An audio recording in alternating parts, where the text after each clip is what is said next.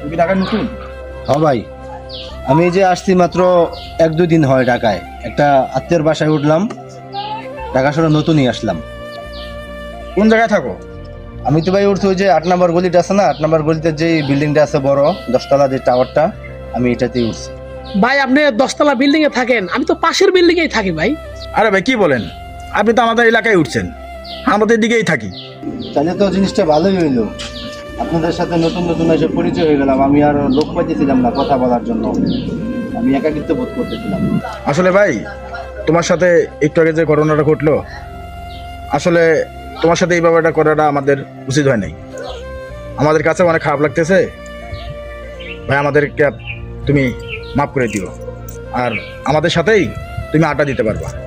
না ভাই, আমি কিছু মনে করি নাই, আমি তো জাস্ট হাঁটতেছিলাম, আমি আমারই নিজের ভুল, আমি খেয়াল করি নাই। আর এভাবে চললে তো যে কোনো সময় অ্যাক্সিডেন্ট হতেই পারে, আমার কোনো